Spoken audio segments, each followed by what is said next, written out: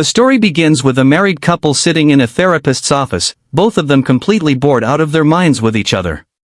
On the surface, it looks like just another suburban marriage running out of steam. But here's the twist that makes this worth every second of your time: both of these people are secretly professional assassins, and neither one has any idea their spouse is living the exact same double life. What happens when two trained killers who happen to be married to each other get assigned to kill the same target? Let's get into it. We open with a couple sitting in couples therapy, working through what feels like a stale, disconnected marriage. They talk about how their relationship started with a ton of chemistry and excitement, but somewhere along the way that spark faded into routine and distance.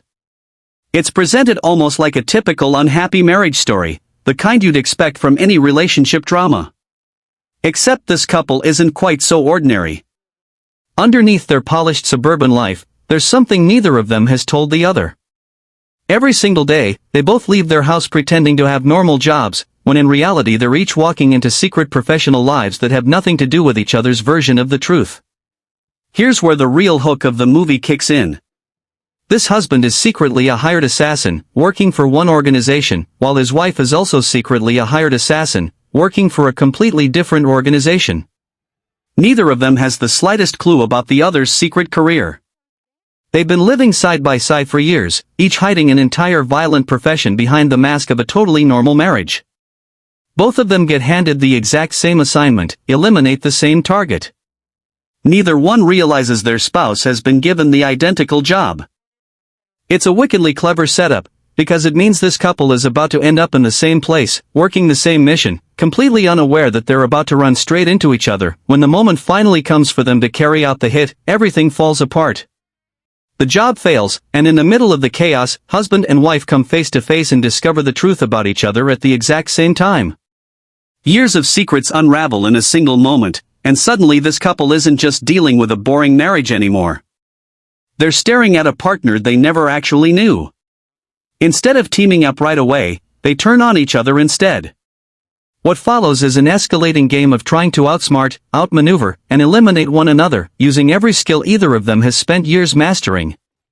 It's tense, it's personal, and it's dripping with the kind of resentment that only comes from years of built-up marital frustration finally boiling over. This is where the movie leans hard into its central idea, a fight between spouses that plays out like an all-out war. Back and forth, they try to get the upper hand on each other, using deception, trickery, and outright violence. Every clever move one of them makes gets matched or countered by the other, because at the end of the day, they know each other better than almost anyone else on the planet. The confrontation eventually turns brutally physical, exhausting brawl between two people who are, underneath everything, genuinely furious with one another. It's uncomfortable to watch precisely because it doesn't feel like a stylized action sequence so much as two people releasing years of pent-up resentment on each other. And yet, buried underneath the anger, there's something else starting to surface.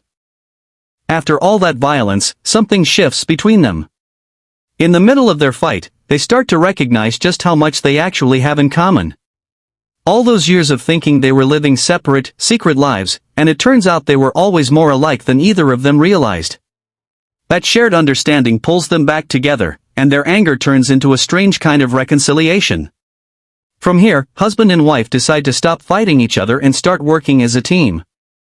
They set out together to track down the man they were both originally sent to kill, hoping he can explain why their organizations wanted them dead in the first place.